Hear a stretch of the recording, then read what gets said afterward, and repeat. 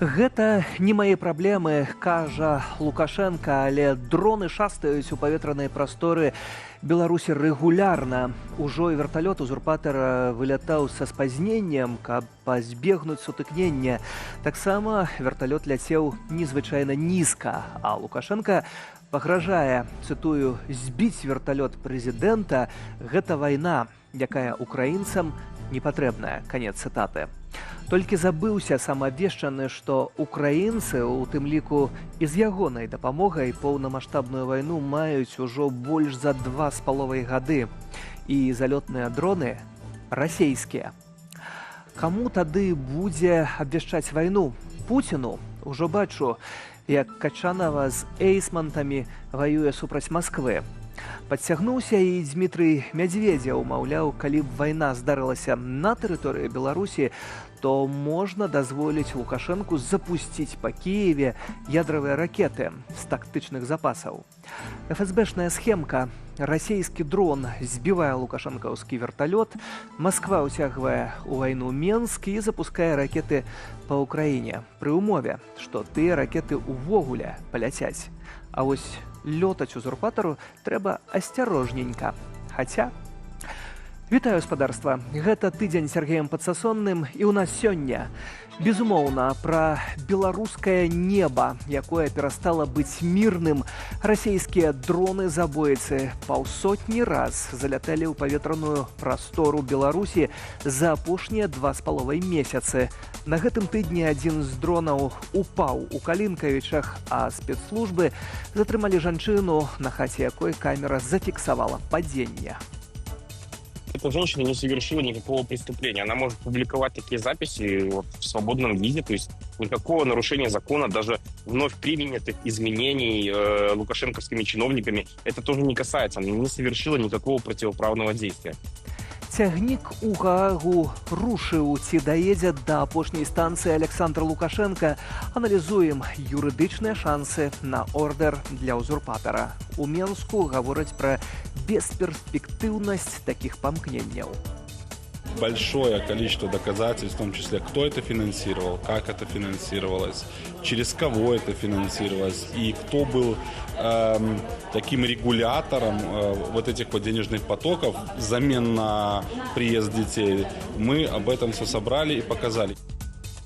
Хто, калі не ён, а дакладней, каму дазволяць? Пытанні пра гэтак званыя прэзідэнцкія выбары, а мы шукаем кандыдатаў-спойлераў для Лукашэнкі. І ўжо маем кандыдатку, якая пацвердзіла нашай праграме свой удзел. Калі мы ж паглядзім на транзіт улады на постсавецкай прасторы, фактычна адзіны варыянт, які добра атрымаўся, гэта транзіт ад бацькі да сына. Гэта было ў Азербайджане, гэта было ў Туркменістане. Другі тыдзень слова «Гаага» набірае новых барваў і доказаў, хаця сэнс гэтага слова для галоўнага персанажа крымінальнай гісторыі той самы. Александру Лукашэнку пагражае адпраўка за краты. Доказы сабраныя і перададзеныя. У Гааскі суд звярнулася Літва. На словах суседзяў падтрымала Польшча. Цягнік рушыў, але галоўнае пытанне, ці ў ім Александр Лукашенко даедзе да апошняй станцыі, бо ў гэтай справе ўсё не так проста. Кацярына Гардзеева. Лукашэнку пара збіраць валізку ў Гаагу, упэўнены некаторыя прадстаўнікі беларускіх дэмакратычных сілаў. На гэтым тыдні, дзякуючы іхным намаганням, Міжнародны крымінальны суд атрымаў адразу 2 нагоды, каб прыцягнуць саманазванага прэзідэнта да адказнасці. Калі ордер на арышт выдадуць, сваю пенсію дыктатар, магчыма, можа правесці за кратамі. Але ў гэтай справе, як заўсёды, не ўсё так проста. Александру Лукашэнку ставіць у віну здзяйсненне злачынстваў супраць чалавечнасці і ўдзел у незаконным перамяшчэнні і мілітарызацыі украінскіх дзяцей. Паводле першага абвінавачвання, ён мае панесці адказнасць за пераслед беларусаў у выгнанні. Завочныя суды і пазбаўленне маёмасці на радзіме, пагрозы жыццю і здароўю, выкарыстанне мовы нянавісці, пераслед сваякоў, немагчымасць атрымаць пашпарт за межамі Беларусі. Фактычна мы карысталіся з двух методык па збору доказаў злачынства, які здзейсніў Лукашенко і яго паплечнікі супраць беларускага народа. Гэта методыка АСІН, збор інфармацыі з адкрытых крыніцаў. Таксама мы супрацоўнічалі з нашымі партнёрамі, якія спецыяльна адмыслова збіралі для нас доказы. Праходзілася даволі маштабная праца, аналіз, пазней абагульненне, пазней прававая ацэнка, выпрацоўка методыкаў, якім чынам можна выкарыстаць гэтыя доказы дзеля таго, каб прыцягнуць Лукашенко да адказнасці, і велічэзная адвакацыйная праца. Сабраныя матэрыялы каманда Народнага антыкрызіснага ўпраўлення перадала ўраду Літвы. Тыя прызналі, элементы правапарушэнняў былі здзейсненыя на тэрыторыі іх краіны. Гэткім чынам атрымалася абысці бюрократычны бар'ер, што абараняў беларускі рэжым ад адказнасці. Беларусь не з'яўляецца ўдзельніцай Рымскага статута. Літва ж мае гэты статус. Таму злачынствы супраць яе падпадаюць пад юрысдыкцыю Міжнароднага крымінальнага суду. Я уверен, что это будет не только Литва, что будет и больше заявлений по поводу этого. И мне кажется, причина очевидная, что мы имеем преступный режим для своих граждан, преступный режим для соседей. Тут, где ни смотри, там, в принципе, нарушение международного права, и есть все основания обращаться в международные ведомства. Аднак сама перадача дакументаў у Гаагскі суд не азначае аўтаматычнага пачатку расследавання. Прокурор Хан прызначыў адпаведную рабочую групу у палаце папярэдняга следства нумар 1, якая будзе зараз аналізаваць тыя матэрыялы, якія перададзены ўрадам Літвы, а пасля гэтага ўжо будзе прымацца рашэнне аб узбуджэнні следства альбо аб неабходнасці атрымання дадатковых матэрыялаў для прыняцця гэтага рашэння. Часам працэсы ў міжнародных структурах зацягваюцца і не заўсёды прыводзяць да жаданага выніку. Так, пазовы адносна сітуацыі ва ўкраіне разглядаюцца з пачатку паўнамаштабнай вайны. З таго часу выдадзена 6 ордэраў на арышт, аднак ніводны з іх не выкананы. Стымуляваць бюрократычны працэс адносна сітуацыі ў Беларусі дапамогуць доказы іншага злачынства. Меня там обвиняют в том, что я украл детей украинских. У пятніцу у АБСЕ абмеркавалі ролю лукашэнкаўскага рэжыму ў выкраданні украінскіх дзяцей з акупаваных Расіяй тэрыторыяў. Новыя факты ваенных злачынстваў, што прагучалі на канферэнцыі Warsaw Human Dimension, выкрываюць вінаватых у этнацыдзе маладых украінцаў. Зборам адпаведных доказаў займаўся Белпол у супрацы з украінскімі праваабаронцамі. Унікальнасць гэтага праекту, на мой погляд, у тым, што першы раз наша праца была супольнай з праваабарончымі арганізацыямі Беларусі. Прадстаўнікі Белполу перадалі нам флешку з закрытай інфармацыяй, якую мы выкарыстоўвалі для таго, каб задакументаваць факты ўдзелу рэжыму Лукашэнкі у вялікай схеме перамяшчэння, перавыхавання, мілітарызацыі ды индоктринации украинских детей. Это только лишь открытая часть этого доклада, закрытая часть, которая включает в себя достаточно большое, такое внушительное количество доказательств в виде документов, передано в середине сентября в Гаагу. Эта работа велась максимально конфиденциально. Во-первых, потому что, в принципе, такая работа, как и работа по, например, санкциям, она должна быть абсолютно не видна. У справаздачы гучалі назвы 18 беларускіх інстытуцыяў, куды яшчэ з 2021 года вывозілі малых украінцаў.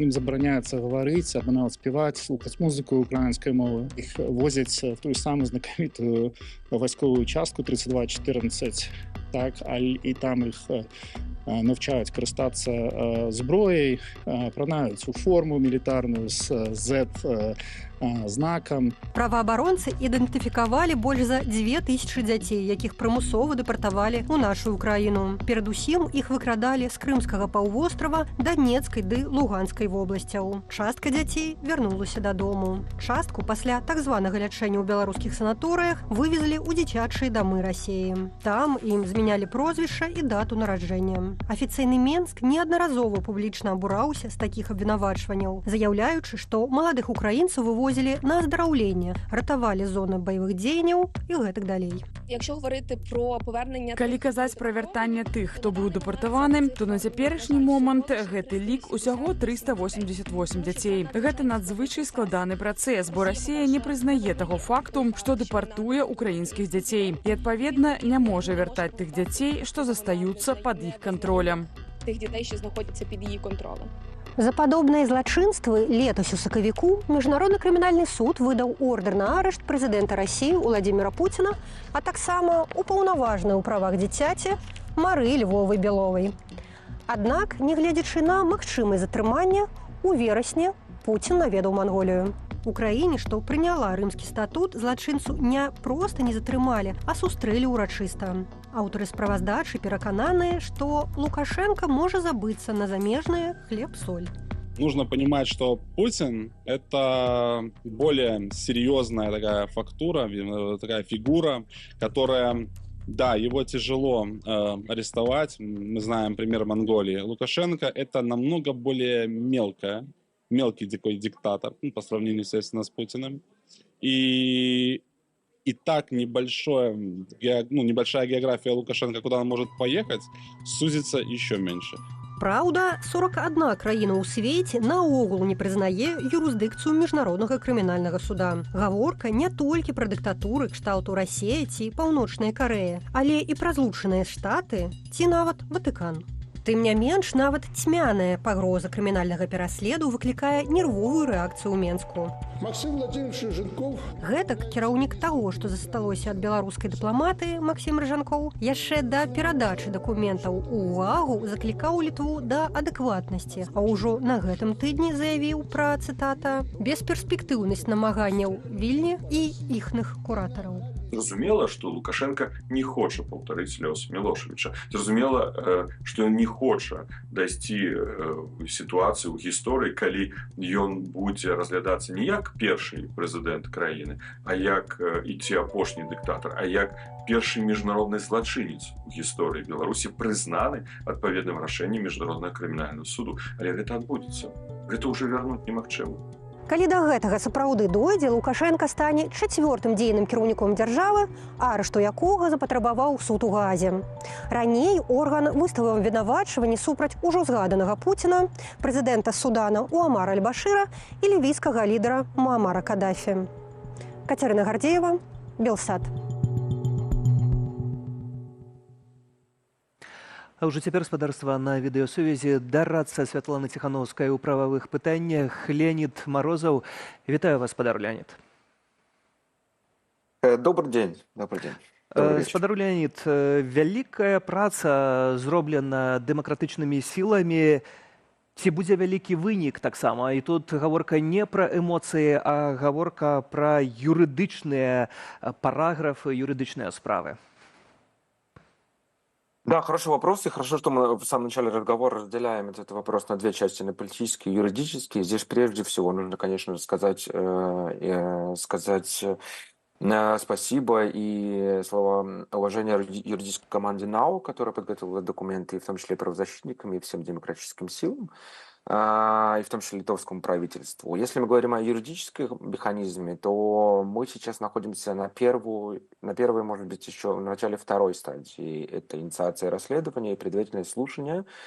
А дальше, если доказательства будут, так сказать, одобрены и все документы, которые переданы, будут подтверждены, начнется формирование судебной палаты. Сейчас идет разговор о предварительной, pre-trial, есть такая форма расследования, где собираются прокурор и предварительные судьи и рассматривают документы. Но нужно учесть еще один момент. Мы на сайте Международного уголовного суда сейчас можем найти объявление, где прокурор говорит, что начинает расследование, начинает рассматривать документы. И там же есть форма, по которой можно дослать еще документы дополнительные по белорусскому делу. Сколько еще таких документов получим, непонятно. И также не стоит забывать, что в рамках процедуры и процедуры расследования в Международном уголовном суде есть такое понятие amicus curiae. Оно переводится с латинского условно «друзья суда». которые в том числе институты правозащитные и прочие организации могут прислать свои документы. Или прокурор может запросить у некоторых организаций, в том числе ООНовских, подтвердить или опровергнуть информацию, которая была в иске. Пока мы находимся вот между первой и второй стадией, если говорить коротко. Усяго атрымліваецца вельмі шмат, ці гэта азначае, што сапраўднае такое следства, якое давядзе да нейкага выніку, можа цягнуцца па сутнасці гадамі? И да, и нет. По ордеру на арест Путина мы видели, что оно пришло в довольно короткие сроки. Несколько месяцев это заняло у прокурора, кстати, у того же самого, если посмотрите биографию, довольно интересно, он расследовал преступления и в Ливане до этого, и работал в рабочей группе по преступлениям против человечности, специальной рабочей группе в ООН. Зависит от собранных доказательств, зависит в том числе от ситуации в Беларуси. Ведь ордер на арест, который мы слышали, был выдан на Путина, в том числе был в таком критичном состоянии, но когда эскалировала ситуация в Украине, решение принималось куда быстрее. Поэтому, если мы говорим уже, наверное, о какой политической части, иногда это может ускорить процесс. Но сейчас идет юридическая часть. Сколько времени займет, никто вам, к сожалению, и в том числе я не ответит. Таксама юрыдычнае пытанне, бо тут дзве часткі у гэтай справе у абвінавачанні Александра Лукашэнкі. Гаворка ідзе пра уласна пераслед уласных грамадзянаў, то бок беларусаў, завочныя суды, пазбаўлення маёмасці на радзіме, пагрозы жыццю і здароўю, выкарыстанне мовы нянавісці, пераслед сваякоў, немагчымасць атрымаць пашпарт за межамі Беларусі. Гэта першая справа, а другая справа гэта выкраданне украінскіх дзяцей. І сам Александр Лукашенко на гэтым тыдні таксама узгадаў гэтае абвінавачанне. Ці можам тут карэктна ўвогуле казаць юрыдычна, што нейкая з гэтых справаў цягне на большую магчымасць быць пакараным? Наверное, нет, но я бы опять, это два разных вопроса. Я, к сожалению, не видел документы. Я не знаю, может, вы видели документы, которые были поданы в отношении преступлений против украинских детей, но я немножко знаком с документами, которые были переданы по белорусскому делу. И да, там есть все пункты, о которых вы говорили, о том, что принимаются и в том числе продолжаются репрессии. Но мы говорим сейчас даже не о репрессиях. Мы сейчас говорим о государственном терроре. И преступление против человечности – это не просто разгон митингов и политические дела там, однократные. Нет, в Беларуси ситуация критическая. И именно поэтому было, на мой взгляд, начато расследование преступлений против человечности в Беларуси. Что касается украинского кейса или дополнительного дела, я, к сожалению, не буду комментировать, потому что я не видел документы. Тады задам з іншага боку таксама пытанне. Калі мы гаворым пра тое, што вы бачылі, пра гэты першы пункт вельмі істотны, наколькі сапраўды чыста юрыдычна гэта ўсё цягне на вось тое, што мы кажам, злачынствы супраць чалавечнасці? А мы уже имеем дело, и не то, что дело, имеем в практике в Международном уголовном суде, когда другое государство подает иск в Международный уголовный суд, о чем было на конференции, которая проходила в Гааге, было сказано. Такая практика есть. Здесь самое, наверное, интересное в этом деле о количестве репрессированных. У нас есть статистика ООН, которая, на мой взгляд, отражает минимальное количество, там вроде 300 тысяч человек депортированных.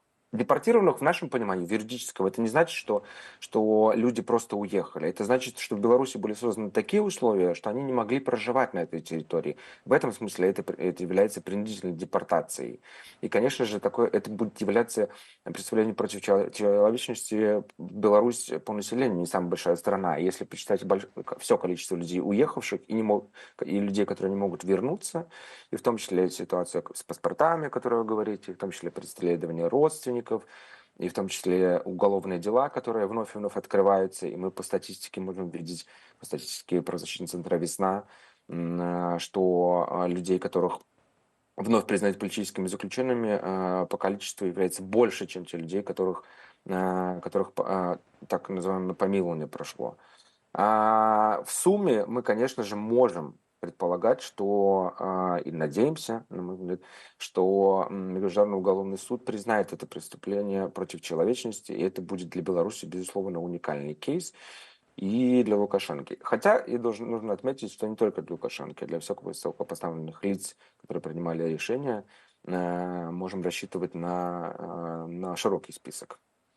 Ось, уласна, пра палітычную шырыню гэтай справы ў мяне таксама ўзнікае пытанне, бо Літва адважылася падаць у трыбунал гэтую справу, гэтую заяву. Польскае міністэрства замежных справаў таксама на гэтым тыдні выйшла і абвесцілі пра тое, што яны падтрымліваюць суседзяў, але толькі на словах, як пакуль што. Чаму іншыя краіны маўчаць? І ці тут павінны іншыя краіны еўразвязу таго ж далучыцца, каб гэтая справа была больш гучнай? Как юрист международный, конечно же, мне хотелось, чтобы и другие страны присоединились и поддержали инициативу Литвы. Что касается литовского кейса, Министерство юстиции, я думаю, что Министерство иностранных дел проверило данные и решило, что не хватает доказательств пойти на защиту прав белорусов. И за это, конечно, им огромная благодарность. Что касается Польши, которую вы упомянули, о том, что они поддержали на словах, а ничего пока не сделано юридически, то давайте не забывать, это все-таки юридический, а не политический кейс. Я уверен, что власти Польши проверят информацию, в том числе информацию, которая у них есть. По статистике, большинство или большое количество белорусов проживают в Польше. И наверняка им нужно время, и в том числе юридические доказательства, и создание базы юридической, чтобы прийти со своими доказательствами. Нельзя просто скопировать реферал дела, заявление литовское и прийти в Международный уголовный суд. Польские власти относятся к этому довольно серьезно, и мы надеемся, конечно же, что они поддержат Литву в этом направлении. Другие страны, где находится сейчас количество белорусов, дело в том, что почему дело началось инициироваться. Международный уголовный суд может это расследовать дело по одной той причине, что Литва, условно, является членом Римского статута, подписантом. А принудительная депортация белорусов непосредственно повлияла на Литву, так как большое количество белорусов там проживает. То есть, если логически дальше представлять, нужно смотреть страны, где большое количество белорусов находится. Но это не обязательная причина, условно, не самая первая в том числе. Все-таки преступления против человечности в общем играют самую важную роль. И здесь любое государство-участник Римского статута может поддержать эту идею, инициативу. Дальше начинается политическая воля государств, и, на мой взгляд, мы имеем отличный прецедент, когда демократические силы добились этой воли от Литвы, и то, что я знаю, демократические силы продолжат делать свою работу в этом направлении. Тут толькі дадам, што чыста статыстычна у лічбах у Польшчы яшчэ больш беларусаў, чым у Літве і Варшаве. Да, именно об этом я и говорю. Увагу на гэтую... Даже по ВНЖ, который можно смотреть, и в том числе. Да, именно об этом. Спадар Леонид, напрыканцы вельмі коротка, ўсё ж таки ўзнікае пытанне пра наступствы, калі будзе пазітыўнае рашэнне ў гэтай справе не для Лукашэнкі, пазітыўнае для дэмакратычнай супольнасці. Якія наступствы яго чакаюць? Бо мы бачым, што ёсць 6 ордэраў на арышт ад пачатку поўнамаштабнай вайны ва ўкраіне. Ні адзін з іх не выкананы. Пуцін паляцеў у Манголію, ніхто яго не затрымаў. То чаго баяцца Лукашэнку? Мы разные имеем случаи, в том числе практики Международного уголовного суда. Мы знаем дело Ахмед Эль-Махди, который был арестован в 2015 году и признан виновным в разрушении культурных объектов в Мали. Да, здесь есть нюансы. Они находились кто-то в Бельгии, кто-то в других европейских странах. Было легче арестовывать. Но то, что процесс юридический и юридически правовой начат, и в том, что рано или поздно приговор будет вступлен если будет приговор и выйден ордер на арест, мы будем иметь как минимум юридический инструмент работать дальше и на национальном уровне. Ситуация рано или поздно изменится, и все мы вернемся домой, я очень надеюсь. И я надеюсь, что в Беларуси будут демократические суды, которые смогут, и в том числе благодаря возможному, давайте говорим, юридическому решению, ордер на арест, изменит будущее национальное законодательство в лучшую сторону. И следующие предшественники не смогут творить, нужно говорить, наверное, вещи своими именами, то, что творит режим Лукашенко в Беларуси. И, конечно же, в заявлении, если вы, может, видели, Светлана Тихановская, избранный президент, в том числе говорила, что это будет один из первых документов, который будет ратифицирован, я имею в виду Римский статут Международного уголовного суда в Беларуси. И страна, наконец, заработает и будет уважать не только национальное право, но и международное. А беларускае нацыянальнае тэлебачанне Белсат гэта з задавальненнем усё пакажа ў наўпроставым эфіры. Дзякую за гэтую размову. Леонид Морозов, у дарадцы Светланы Тихановскай у прававых пытаннях.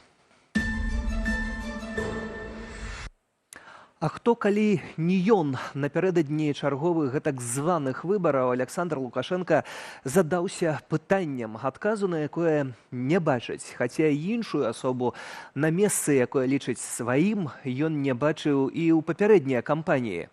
Паліваў брудам, загадваў збіваць і кідаць за краты апазіцыйных супернікаў. І вось набліжаецца чарговы фарс, ужо зусім без удзелу апазіцыі. Але дапускаюцца спойлеры.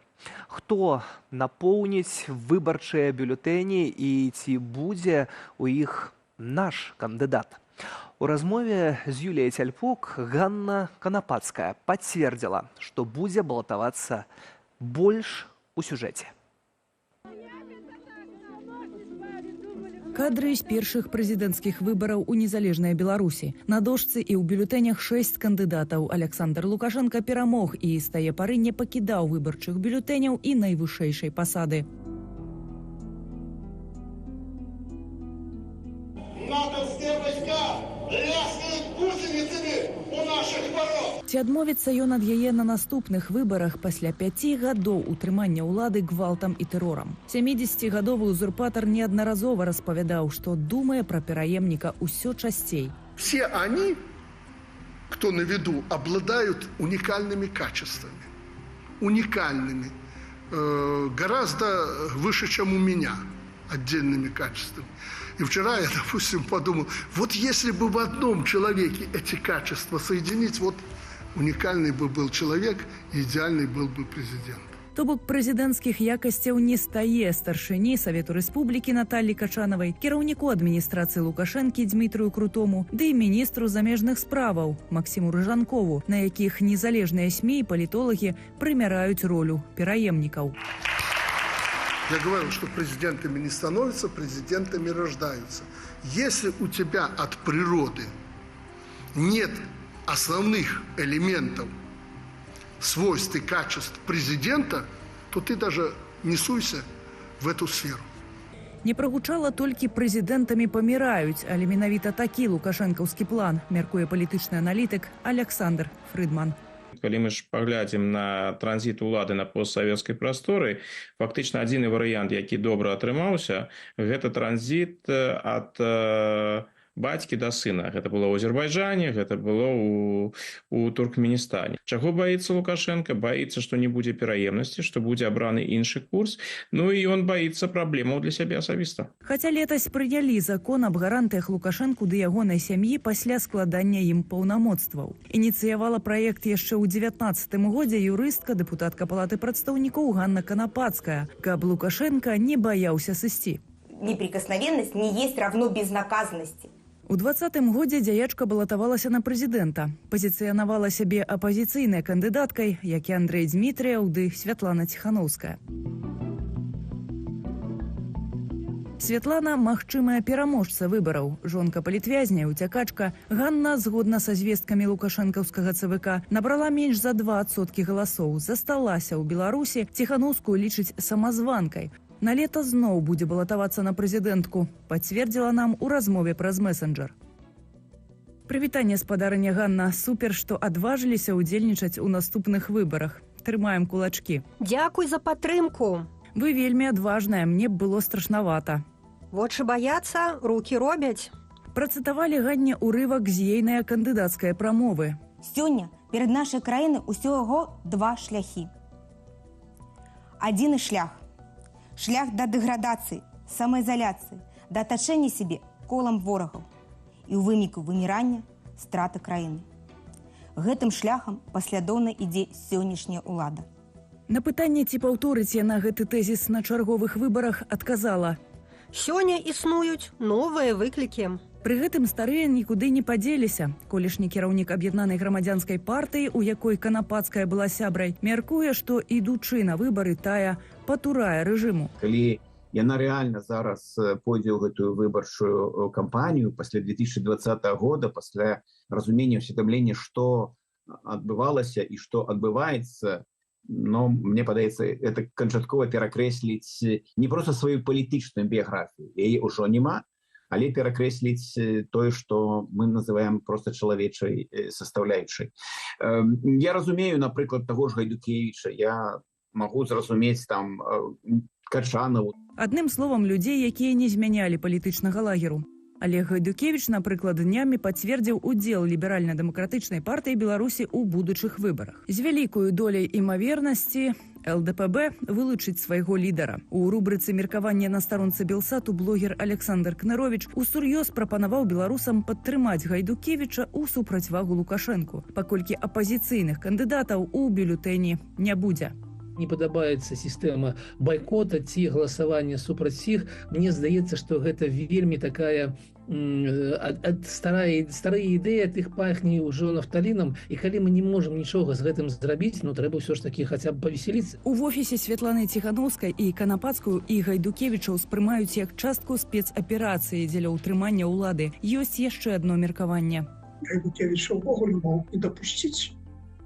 Потому что на фоне, скажем так, не вельмі маладога і не вельмі здаровага Лукашэнкі, энергічны, чымсьці харызматычны, Гайдукевіч выглядае вельмі бойка.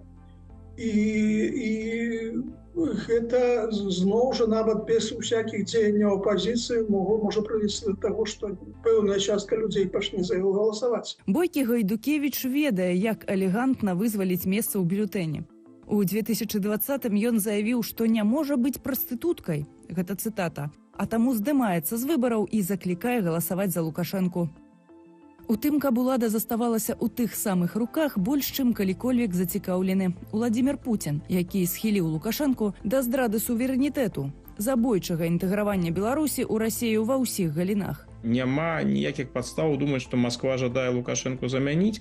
Акрамя таго, менавіта зараз замена Лукашэнкі можа выклікаць розныя праблемы. Дык навошта Маскве рызыкаваць яшчэ ў сённяшніх умовах, у умовах вайны ва ўкраіне, калі каштоўнасць Беларусі асаблівая. Дзянон Пазняк, кандыдат на прэзідэнта ў 1994 годзе і палітычны вораг Лукашэнкі, мяркуе, што змена дыктатара ў гэтым гістарычным моманце небяспечная. Замена, якая будзе, яна будзе яшчэ горшая. Таму што ўся тая публіка, якая ёсць, яна не здольная захоўваць і не разумее навошта незалежнасць Рэспублікі Беларусь. Яны здадуць краіну ў вельмі кароткі тэрмін. Абсурднасць сітуацыі ў тым, што толькі Лукашэнка мае выпрацаванае дзесяцігоддзямі уменне гандлявацца з Пуціным і супрацьстаяць ягонаму ціску. Валерый Карбалевіч дадае: любы рэжым, любы пераемнік, які будзе пасля Лукашэнкі, будзе імкнуцца атрымаць унутраную легітымнасць на шляху дэлукашэнізацыі. Бо сёння ківач палітыкі настолькі закручаны ў адзін бок, у бок дыктатуры, у бок антызаходніх пазіцый, што любы пераемнік будзе вымушаны гэты ківач рухаць у іншы бок проста па законам і фізікі і палітыкі. Таму я думаю, што калі Лукашенко сыдзе, то Беларусь чакаюць вялікія перамены. Кашку с утра ели? Праблема, што яны могуць супярэчыць планам Пуціна.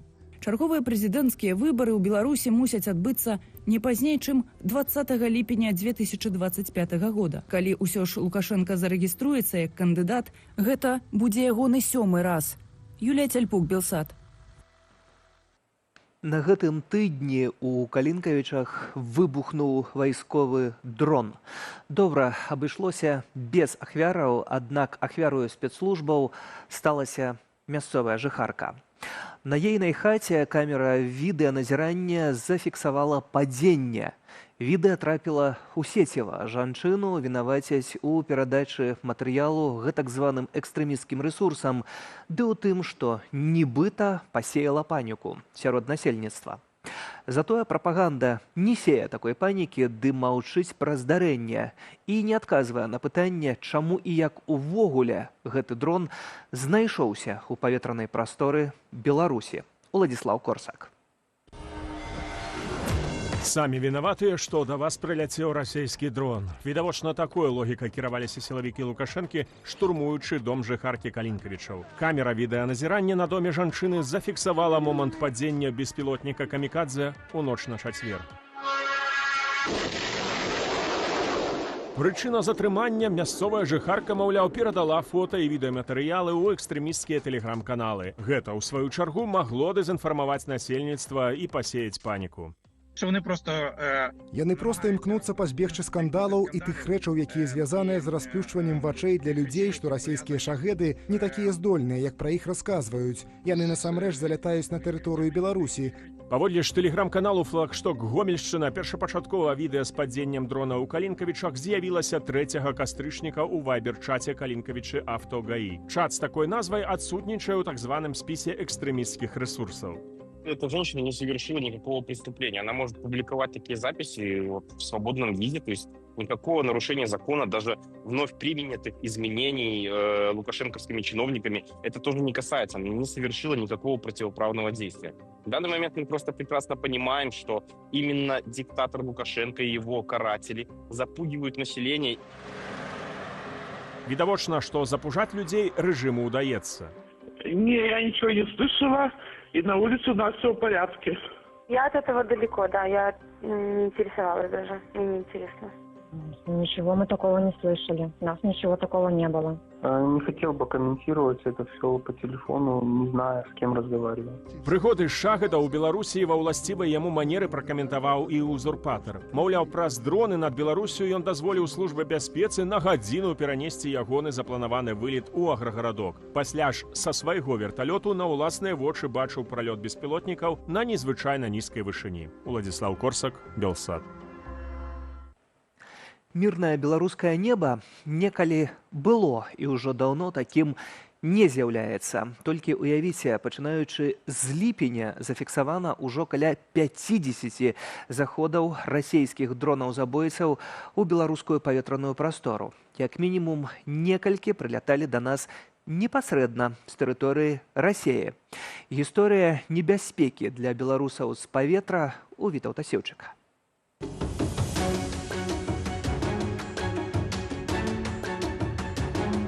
І поки що лише Білорусь відзначилась збиттям російських шахедів. Было принято решение на их уничтожение. Я зычу белорусским летунам наращивать померы сбивания шахедов. Беларусь збила расійскія беспілотнікі. Сенсацыя, нечаканая навіна і нейкі сон. Але гэта рэчаіснасць. Ужо 2 месяцы, як шахады рэгулярна залятаюць у нашу паветраную прастору. Недарагія дроны камікадзе, распрацаваныя ў Іране, з баявой часткай да 50 кілаграмаў і надзвычай шумным маторам. На персідскай мове шагет азначае мудрасць. Вось такія разбурэнні ад гэтай мудрасці на вучэннях. А вось такія на практыцы. Гэта траплянне ў жылы дом ва ўкраінскіх Сумах. Рухнула, бухнула, и мы выскочили. И вот что получилось. 5 верасня аскепкі збітага шахеда ўпалі на будынкі ў Гомлі. Гэты беспілотнік, які ўпадзе, можа трапіць в нейкі дом, там адбудзецца пажар, і калі гэта трапляе ў нейкі склад, то ладно, там склад згарэў і толькі нейкая матэрыяльная шкода. А вось калі гэта трапіць в нейкі жылы дом, і там загінуць людзі, то гэта ўжо будзе зусім іншая гісторыя. Для лукашыстаў гэта вялікія праблемы і вельмі верагодна. Менавіта таму гэтыя дроны збіваюцца, калі над імі губляецца кантроль. Але ці губляецца гэты кантроль? Чаму расійскія беспілотнікі, атакуючы ўкраіну, залятаюць у Беларусь? Тут ёсць, прынамсі, 3 тэорыі. Першы варыянт. Масква мэтанакіравана высылае на нас шагады, тым самым гуляючы з жыццямі беларусаў. Другі варыянт. Расія адмыслова атакуе ўкраіну праз паветраную прастору Беларусі, каб заблытаць украінскую супрацьпаветраную абарону. І трэці варыянт. Залёт шагадаў у Беларусь – эфект працы украінскіх сродкаў радыёэлектроннай барацьбы, якія збіваюць расійскія беспілотнікі з курсу. Эксперты маюць розныя пазіцыі ды падтрымліваюць розныя версіі. Маршрут полета, он закладывается еще перед началом полета, фактически до того, как такой дрон будет запущен, у него закладывается необходимая маршрутная карта, а также возможный маршрут полета, который, как правило, уже после запуска самого дрона изменить нельзя. Есть вариации шахедов, которые имеют так называемую связь с наземным пунктом управления, которые позволяют во время полета скорректировать полет, но, как правило, это единичные случаи. Безумовно, это уже закладены загодя полетные маршруты. И я думаю, тут отбываются 2 речи. Первое, это они обходят зоны супрацьпаветраной обороны Украины с разных боков, как ударить по Украине. Другая, это демонстрация режиму Лукашенко, как он памятал, кто у хати господа. Я делаю очень осторожный вывод, мое такое личное предположение, что вполне возможно какая-то неизвестная нам сторона, я не буду утверждать, что это Украина, обладает или тестирует мощный, сверхмощный рэп или какую-то другую систему подавления, которая просто-таки банально перехватывает управление этим беспилотником и отправляет его в совершенно другую сторону.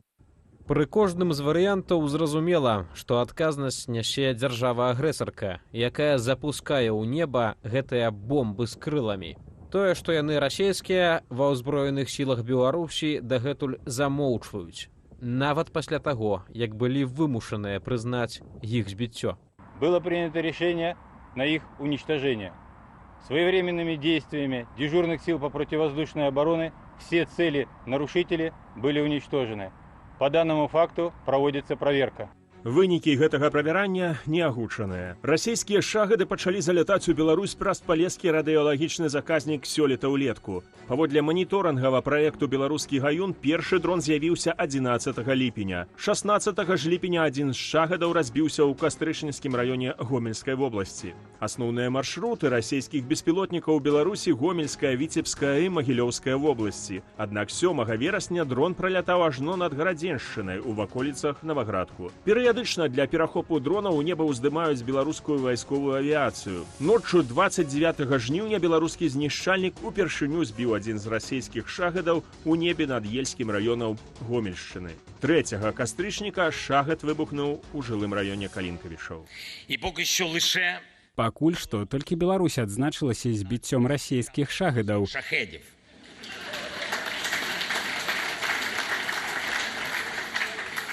Ну, я не думав, що в такому форматі. Я не думаў, што гэта ў такім фармаце будзе. Гэта проста прыніжальна. Прыніжальна для моцнага дэмакратычнага свету. Мы вітаем гэту падзею. Я зычу беларускім летунам наращивать памеры збівання шахедаў і іншых паветраных цэлей, якія заходзяць на тэрыторыю Рэспублікі Беларусь. І гэтым самым я сведчу, што вайсковаслужбоўцы Беларусі дапамагаюць Збройным сілам Украіны в агульнай справе перамогі над рашысцкай імперіяй. Все, що ми знаємо, усё, што мы ведаем пра палітычную сістэму, пра рэжым улады, які цяпер існуе ў Рэспубліцы Беларусь, такія рашэнні без Лукашэнкі ухваліць нельга. Якія матывы былі для такога рашэння, ведае сам Лукашенка. Мы можам толькі рабіць дапушчэнні. Атрымоўваецца, што мірнае неба не такое ўжо і мірнае. Спачатку ў 2022 годзе рэжым дазволіў выкарыстоўваць нашу паветраную прастору для атак на Украіну. Цяпер расійскія дроны падаюць на нашу зямлю. І тут паўстае пытанне: а што тыя, хто называюць сябе ўладаю, зрабілі для бяспекі беларусаў? Ці даўно вы чулі нешта пра бамбасховішчы? І ўрэшце, ці ёсць інфармацыя, як хавацца ад шагадаў? Берите, если это ночью, подушки, одеяло, переходите в коридор, как минимум в коридор, либо у себя в квартире, максимум, ну, средний вариант, это коридор, там, не знаю, в подъезде, межэтажье, чтобы там хотя бы 2 стены было, причем 2 стены не гипсокартонные, а кирпичные. Но в крайнем случае, если все-таки война придет к вам намного ближе, чем она есть сейчас, то только подвал, только паркинг, если есть вот в вашем жилом доме. Потому что, еще раз, оружие очень смертоносное. Очень много людей у нас погибло. Когда прилетает беспилотник в старый дом, в старый кирпичный, он может снести и целый этаж. Усё гэта адпаведная інструкцыя, калі людзі пачуюць прыбліжэнне небяспекі. Але, напрыклад, у тым самым Гомлі падчас збіцця беспілотнікаў над горадам нават не ўключылі паветраныя трывогі.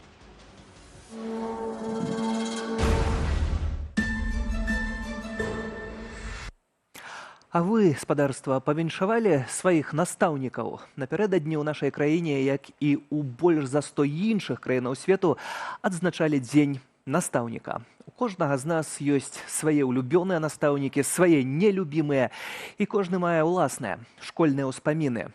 А я, як чалавек, які пачынаў працу школьным настаўнікам, усцяж атрымліваю віншаванне ад тых, каго вучыў і з кім працаваў. І гэта, скажу я вам, асабліва прыемна.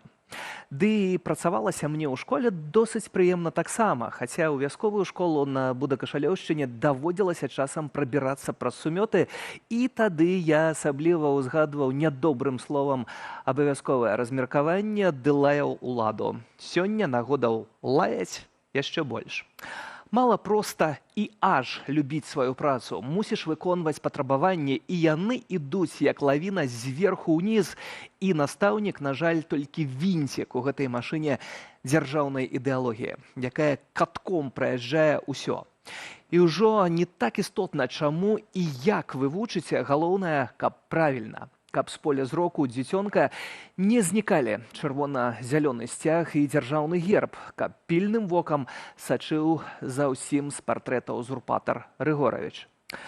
Больш лічбаў запісаць у піянерыю і БРСМ, менш беларускага, перапісаная нацыянальная гісторыя. Лішняга не казаць, хадзіць па струнцы, калегам не давяраць. Такая яна, лукашэнкаўская святыня ведаў. І тым, хто мае ўласную думку ды жадае выхоўваць сумленных і свабодных беларусаў, асабліва складана. Дзесь мусіш прамаўчаць, а дзесь цябе не абміне пакарання. І зноў лёгка стукачам, даносчыкам, падбрэхічам. Пакуль іхны час. І не дзіва, што за 3 гады пасля 2020-го колькасць настаўнікаў скарацілася ажно больш як на 8 000. Глядзіце, калі 2020-2021 навучальны год у агульнай сярэдняй адукацыі пачалі ў Беларусі больш за 111 000 настаўнікаў, то ўжо мінулы навучальны год, 2023-2024, настаўнікаў было больш за 103 000. Пакуль няма сёлетніх звестак, аднак кадравае скарачэнне блізу 10%, і выклікае яно непакой. Чаму так адбываецца і чаму на педагагічныя спецыяльнасці ўжо неяк традыцыйна невялікі конкурс, а часам, як не паступіў нікуды, можна пайсці ў настаўнікі? Ну так падаецца. Пытанне, ці здольны такі чалавек быць асобай і выхаваць асобу.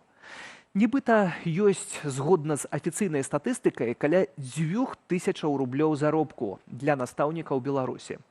Вядома, у параўнанні з шэрагам іншых бюджэтных сфераў нібы і няблага, аднак, калі паглядзець на патрэбы сённяшняга свету, то гэтага далёка недастаткова. А дадаюцца яшчэ і патрабаванні. Апроч урокаў, на якіх лішняга не скажы, ідэалагічнае выхаванне, розныя мерапрыемствы для птушачкі І справаздачаў, дакументацыя, нават збор сродкаў для расійскіх акупантаў ва ўкраіне, прыходзяць і карнікі дзеля выхавання у іхным разуменні патрыятызму. Часам абсурд. Сёлета з'явілася інфармацыя пра чарговае ноу-хау, гэтак званы журнал перасоўвання, у якім настаўнік абавязаны занатаваць, чым займаецца ў часе фортак паміж урокамі, куды выходзіць са школы і гэтак далей. Праўда, Мінадукацыі цвердзіць, што такога загаду не спускала. Нібыта гэта ініцыятыва дырэкцыі асобных школаў. Што тут скажаш? Некаторыя дырэктары ды завучы вельмі любяць быць першымі, каб чаго не выйшла. На маёй памяці таксама такія здараліся. Далёка пайшлі. І, мабыць, гэта камусьці зараз вельмі не спадабаецца, аднак настаўнікі маюць не вышэйшую першую, другую катэгорыю, якую ім надае адміністрацыя за заслугі. Для мяне гэта дзве катэгорыі. Тыя, хто адданасцю і любоўю да прафесіі адпавядаюць гэтаму высокаму званню, і тыя, хто складае банду няздольных ні на што іншае, як толькі прыкрывацца дыпломамі ды паперчынамі.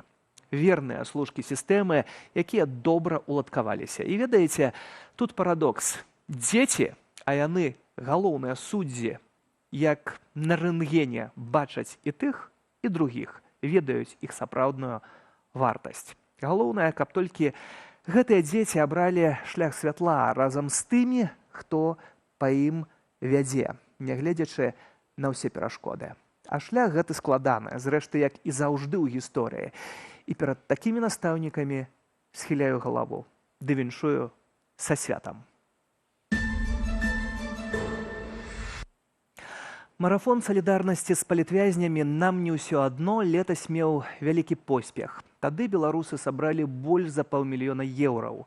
Меўся быць працяг сёлета. Не будзе. Ужо былая прадстаўніца ў сацыяльных пытаннях аб'яднанага пераходнага кабінету Вольга Гарбунова заявіла, што запланаванае раней правядзенне другога марафону салідарнасці з палітвязнямі пакуль пастаўленая на паўзу.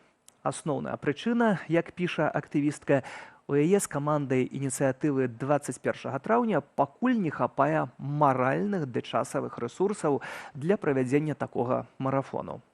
Магчыма, пазней будзе прапанаваны іншы фармат супрацы, кажа Вольга. А тым часам з'явілася іншая ініцыятыва ад фонда «Байсол». Гэта эстафета салідарнасці.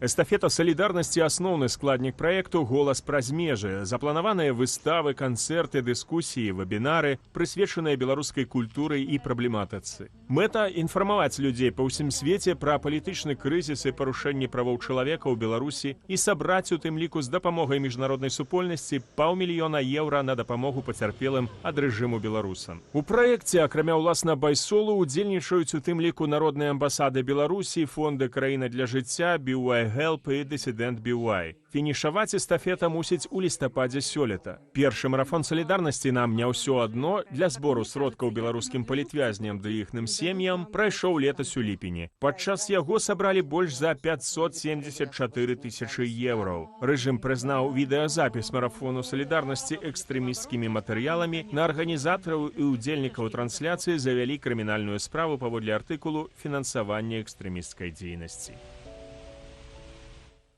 І ўжо цяпер сузаснавальнік фонду «Байсол» Андрей Стрыжак на відэасувязі. Вітаю, Андрей. Добрый день, добрый вечер. Андрей, мы спрабавалі таксама запрасіць Ольгу Гарбунову ў наш эфір, але так і не змаглі з ёй звязацца. Адсюль маё пытанне. Марафон салідарнасці «Нам не ўсё адно» на паўзе. Гэта страта для цябе, як ты бачыш? На мой погляд, ситуация развивается тым чынам, якім яна павінна развівацца. Ёсць каманды, якія гатовыя рэалізоўваць тыя ці іншыя фарматы, ёсць тыя, якія вырашылі зрабіць паузу. Так што я з павагай стаўлюся да таго, што кажуць калегі з фонда 21 мая, і ім трэба перафарматавацца, сабрацца сіламі, магчыма, мы пабачым нейкія новыя цікавыя фарматы ў іх аўтарстве. Калі казаць пра тое, што будзе адбывацца ў гэтым годзе з удзелам маёй арганізацыі, працы. Тут трэба сказаць, што гэта шырокая кааліцыя, у якую выходзяць, як ужо было сказана, народныя амбасады і кааліцыя хуткай гуманітарнай дапамогі. Вось мы разам спрабуем правесці ўпершыню такі дастаткова шырокі івент, цыкл івентаў, у якім будуць задзейнічаныя розныя нашыя ініцыятывы і дыяспоры, якія знаходзяцца за межамі. Так што паглядзім, наколькі гэта будзе паспяховым. Гэта першы раз, але мы думаем, што гэта будзе цыклічным, таму што нашыя мэты троху шырэй, чым толькі грашовы збор. Мэты расказваць тым замежнікам у краінах, якіх жывуць нашыя дыяспарані, пра тое, што такое Беларусь, не толькі праз нейкі негатыў, але і праз нейкія пазітыўныя рэчы, якія звязаны з нашай краінай. Я заходзіў перад эфірам на старонку, дзе матэрыяльны акурат збор, грашовы збор, там заяўленая сума 500 тысячаў еўраў.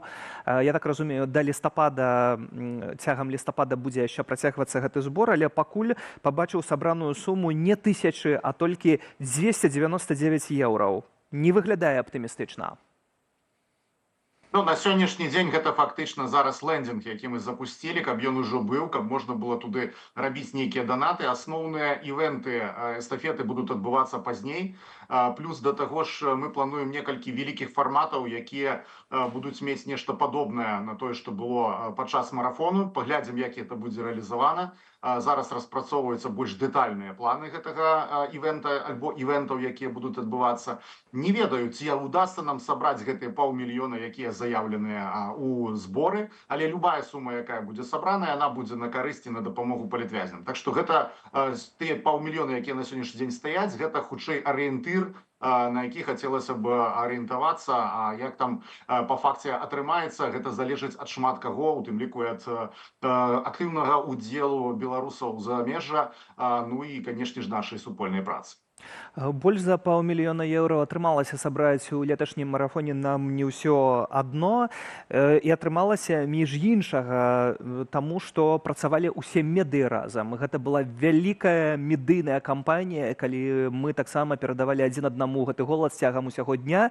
Ці такое нешта плануецца таксама, супраца з усімі медыямі? Мы знаходзімся ў шчыльным кантакце з прадстаўнікамі медыа, і я думаю, што цягам некалькіх бліжэйшых тыдняў канчаткова вызначыцца той фармат, у якім будзе выглядаць гэтая супраца. Вельмі спадзяюся на тое, што удасца задзейнічаць усе моцныя бакі як грамадзянскіх структур, так і дыяспаральных структур, так і медыа. І гэтая сінергія, гэтыя аркестры, калі можна так сказаць, ён зыграе самую галоўную партыю ў гэтай нашай эстафеце. І спадзяюся, што яна будзе таксама паспяховай, і зможа і сабраць рэсурсы, і сабраць цікаўных гледачоў, і больш сказаць пра тое, што такое Беларусь нашым замежным калегам. Ці гэта таксама будзе нейкая аднаднёвая акцыя, бо калі гэта расцягваецца ў часе, гэта заўсёды ўзнікае такі момант. Калі гэта усе, то гэта ніхто, калі адказваюць усе, то зноў жа ніхто, хтосьці павінен усё ж такі весці гэта і паказваць, што мы ўсе разам. Безумоўна, мы будзем абіраць такія фарматы, якія больш за ўсё і лепш за ўсё будуць выкарыстоўваць моцныя бакі тых структур, якія плануецца далучыць да гэтага марафону. У першую чаргу, канешне ж, фінансавыя інструменты, у другую, ну і не ў другую, а ўвогуле ўсё ў першую чаргу. І фінансавыя інструменты, медыйныя інструменты, інструменты падтрымкі на месцах дыяспаральныя, правядзення онлайн і офлайн івентаў. Так што я думаю, што бліжэйшыя некалькі тыдняў мы будзем мець уже канчатковы план і зможам яго прэзентаваць публіцы для таго, каб все былі гатовы і знаходзіліся ў чаканні гэтага вялікага нашага эстафетнага перыяда. Таксама важнае пытанне, бо дапамогі патрабуюць вельмі шмат людзей у розных справах, а рэсурс беларусаў, ну ён таксама не бязмежны. Ці дапамога ў гэтай сітуацыі змяншаецца? Ёсць пэўныя тэндэнцыі, якія трэба адсочваць і уважліва глядзець за імі. Першая тэндэнцыя – гэта тое, што беларусы, канешне, за 4 гады ўжо ўладкаваліся на новых месцах, уже маюць пэўныя заробкі, якія дазваляюць ім дапамагаць іншым. З іншага боку, для часткі беларусаў беларускія тэмы становяцца ўжо менш актуальнымі, бо яны пачынаюць жыць жыццём і грамадскім, і сацыяльным жыццём тых краінаў, куды пераехалі. Так што чым далей ад падзеяў 2020 года, тым больш высілкаў, тым больш намаганняў трэба прыкладаць для таго, каб утрымліваць увагу беларусаў. І гэта не толькі пра грашовыя зборы, гэта таксама і пра медыйны кампанент, гэта і пра прагляды, і пра прачытанне тых ці іншых матэрыялаў. Так што тут, у прынцыпе, я вельмі спадзяюся на тое, што такім крэатыўным, інавацыйным прадуктам, які мы зараз робім все разам, удасца прыцягнуць увагу беларусаў, у тым ліку і беларусаў, не толькі замежнікаў, да таго, што адбываецца у нашай беларускай прасторы. Таму што мы зараз уступілі ў такую роўную канкурэнцыю з павесткамі, якія адбываюцца ў тых краінах, куды людзі пераехалі. Часамі набываюць больш прываблівымі для нашых людзей, і наша задача канкураваць тут на роўных. Так што тут, я думаю, і грамадзянская супольнасць, і медыа знаходзяцца на адным баку, і наша задача тут супольная. А прыцягненне замежных фондаў бізнесу, як у гэтым выглядае справа? Я думаю, што на гэтае пытанне лепш адказвае іншы фармат. Гэта гуманітарны фонд міжнародны, які быў створаны пад эгідай офіса і кабінета Светланы Ціхановскай з ініцыятывы ўрадаў Нарвегіі і Швецыі. І вось гэтая такая пасадачная кропка, яна больш адпавядае якраз такі замежным урадам, замежным бізнесам і, можа быць, нейкім прыватным фондам. У межах гэтай нашай ініцыятывы тут занадта мало часу, каб нармальна прапрацаваць гэтую аўдыторыю. Гэта два розных паралельных працэса, але не адбываюцца адначасова. Так што мы стараемся ахапіць як мага больш шырокае кола і поле тых людзей, інстытуцый, арганізацый, якія могуць дапамагаць беларусам. Што ж, не будзе сёлета марафону салідарнасці, але будзе эстафета салідарнасці, да якой заахвочваем, безумоўна, далучацца ўсіх беларусаў. А сузаснавальнік фонду Байсол Андрэй Стрыжак на відэасувязі. Дзякуй за гэтую размову. Ужо заўтра спаўняецца роўна год, як прызнаны тэрарыстычным у шэрагу краінаў свету Хамас з кантраляванага імі сектару Газа наноў падпаліў Блізкі ўсход. І цяпер рэгіён ды вялікая частка свету палаюць з такой сілай, што нарвежскі нобелеўскі камітэт на наступным тыдні нават можа адмовіцца ад уручэння прэміі міру. З аднаго боку, у межах помсты за крывавы тэракт 7 кастрычніка летась Ізраіль раўняе з зямлёю сектар Газа, а з другога у канфлікт адкрыта умешаныя Ліван і Іран. Зрэшты, абедзве гэтыя краіны аб'явілі пра тое, што закрываюць ад сёння ўвечары сваю паветраную прастору. Клубок гвалту на Блізкім усходзе разблытвае Андрэй Сольжыц. Не менш за 180 балістычных ракетаў у ноч на сераду 2 кастрычніка праляцелі праз іракскае і іорданскае неба і ўдарылі па Ізраілі. Корпус вартаўнікоў ісламскай рэвалюцыі Ірану традыцыйна заявіў пра небывалы поспех удару. Маўляў, знішчылі авіябазу і дзясяткі ізраільскіх F-35. Ніякіх пацверджанняў гэтаму няма. Паводле ж ізраільскіх вайскоўцаў, іранскія ракеты пераважна або былі перахопленыя сістэмаю паветранай абароны «Жалезны купал», або ўпалі дзесьці ў пустэльні. Ракетны удар падтрымаў Хамас тэрарыстычным актам у Тель-Авіве. Загінулі 8, 7 былі параненыя, у тым ліку грамадзянін Беларусі. Цяпер ягонаму жыццю нічога не пагражае. Станам на сёння Ізраіль вядзе вайну нават не на 2 фронтах. Працягваецца аперацыя супраць руху Хамас у сектары Газа. Вядуцца баявыя дзеянні ў Ліване супраць сілаў шыіцкага руху Хізбула. Усё гэта хаўруснікі Ірану, што з 1200 кіламетраў наносяць удары па Ізраілі. Жорсткая цэнзура ў Ізраілі не дазваляе дакладна ацаніць хады ваенных дзеянняў. Ізраільскія ворагі, у сваю чаргу, не маюць рэпутацыі надзейных крыніцаў. На гэты момант вядома, што ізраільская армія скіравала дадатковыя сілы для правядзення рэйдаў на поўдні Лівану супраць баявога крыла Хізбулы. Сірыйскія медыі паведамлялі пра ўдар па Хмейміне, расійскай авіябазе ў Сірыі. Маўляў, была знішчаная партыя зброі, якую перапраўлялі з Ірану. Похоже, что Израиль решил сначала разобраться с Ираном, и основным его игроком в лице Хизбаллы, основным его ударной силой, разобраться не значит, чтобы начать войну в Иране или свергнуть иранский режим, но просто преподнести Ирану урок, что любые действия отныне будут иметь противодействие, и красных линий больше нету.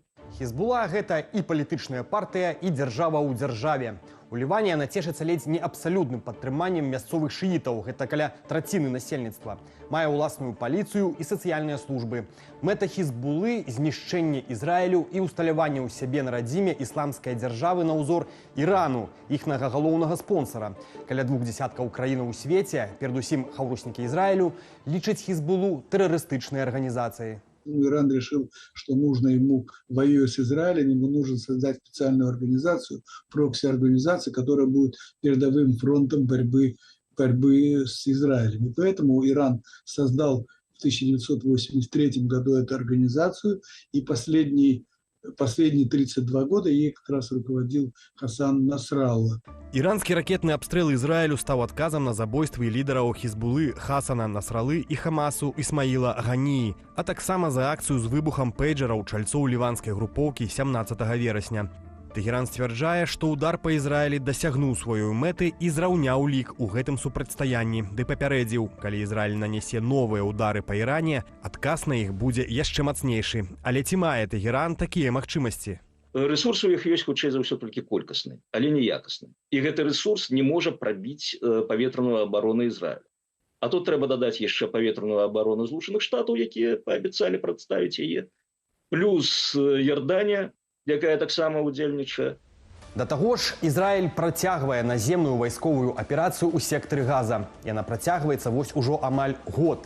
Летась 7 кастрычніка каля 2500 баевікоў Хамасу, ваенізаванага ісламскага руху, што утрымлівае ўладу ў Газе, уварваліся ў Ізраіль. Забітыя былі каля 1200 асобаў, пераважна мірных жыхароў. Сотні былі ўзятыя ў закладнікі.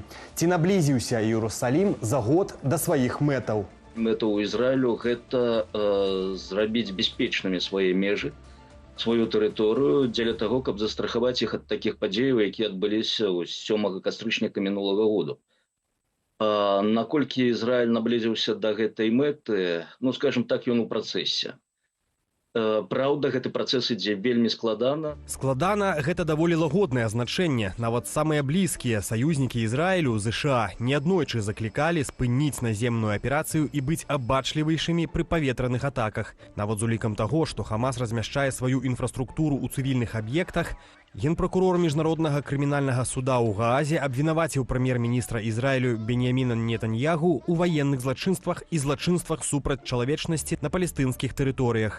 Паводле Міністэрства здароўя Газы, лік цывільных ахвяраў сягнуў за 40 000, з іх 16 000 – дзеці. Звесткі ведомства падчас папярэдніх эскалацыяў былі надзвычай дакладнымі, аднак такога маштабу разбурэння ў рэгіён яшчэ не ведаў. Крытыкуюць Ізраіль і за дзеянні ў Ліване ды Бейруце. У паўднёвым Ліване зачыненыя 37 медыцынскіх установаў. У Бейруце 3 больніцам давялося цалкам эвакуяваць персанал і пацыентаў, а яшчэ 2 часткова. Медычныя і гуманітарныя працаўнікі, у тым ліку працаўнікі Сусветнай арганізацыі здароўя, зрабілі неймаверную працу ў вельмі цяжкіх і небяспечных умовах пры абмежаваным забеспячэнні. І ўсё ж ахова здароўя застаецца пад ударам.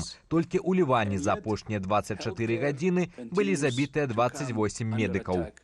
МЗС Ізраілю ў сваю чаргу абвясціла персоную нон-грата генеральнага сакратара ААН Антонію Гутэрыша за тое, што ён, цытата, «не можа адназначна асудзіць жахлівы напад Ірану на Ізраіль». Мы не были здесь инициатором войны и военных действий, которые продолжаются уже год, выступала Хизбалла, и она получила пока, по крайней мере, в этом временном отрезке наглядный урок того, что Израиль не только говорит, но и действует.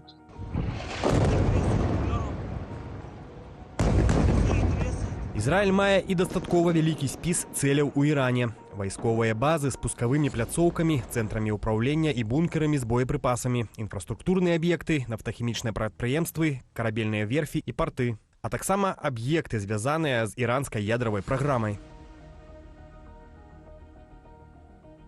Ізраіль можа разлічваць на поўнае падтрыманне ЗША, бо з 1987 года ён асноўны саюзнік ЗША па-за НАТО. Вашынгтон ужо перакідвае ў рэгіён яшчэ адну баявую авіяносную групу і дапамагае Ізраілю адбівацца ад ракетных атакаў. На руку ізраільскім уладам і выбарчая кампанія, што ідзе ў ЗША. Адміністрацыя Байдена паставіла сабе за мэту мінімалізаваць уплыў Ірану ў рэгіёне і не дапусціць эскалацыі канфлікту. Дазволіць сабе змену рэгіянальнай палітыкі да самых выбараў 5 лістапада Белы дом не ў стане. США тоже, хоть и призывает к миру, тоже не против немножко поставить на место Ирана руками Израиля, не против они и ущерба для Хизбаллы, который сейчас существенно наносит Израиль. Собственно, единственная забота США, западных стран региона, чтобы конфликт все-таки пока держался в такой ограниченной норме, чтобы не расширялся. Пра патрэбу ў заканчэнні канфлікту заяўляюць і хаўруснікі Ізраілю, і Іран, які мае процьму ўнутраных эканамічных праблемаў. Пра гатовасць да перамоў перыядычна заяўляе Хамас, аднак апошняя наўрад ці пагодзіцца на ўмовы Ізраілю, які ў асобе прэм'ера Нетаньяху заяўляе, што вайна скончыцца толькі разам са знішчэннем вайсковага патэнцыялу групоўкі. Наколькі Ізраіль блізкі да гэтага, сказаць немагчыма. Андрэй Сульжыц, Белсат. Такі быў гэты тыдзень, а ўжо наступны нобелеўскі. Будзем сачыць за новымі узнагароджанымі. А дакладна заўтра роўна 2 гады, як беларускі праваабаронца Алесь Бяляцкі стаў лаўрэатам Нобелеўскай прэміі міру. Самой узнагароды ён асабіста так і не атрымаў, бо і тады, і цяпер знаходзіцца ў лукашэнкаўскай турме. Ні заклікі, ні звароты вядомых асобаў не дапамаглі. А рот рэжыму Юрый Васкрасенскі на гэтым тыдні заявіў, што Алесь Бяляцкі унесены ў спіс асобы, з якога выйдуць апошнімі. І, маўляў, за іх у Менску чакаюць тлустых прапановаў ад захаду. Вось такая яна вартасць Нобелеўскай прэміі міру для ўзурпатара, як і чалавечае здароўе і жыццё. А вось сёлетняя ўзнагарода міру увогуле пад пытаннем, бо да спакою сучаснаму свету вельмі далёка. Палае Украіна, палае Блізкі ўсход і ў паветры прадчування сусветнай катастрофы. А вось такія асобы, як Алесь Бяляцкі, змяняюць свет зла, але плацяць за гэта высокі кошт. Сергей Падсасонны, да сустрэчы ў эфіры.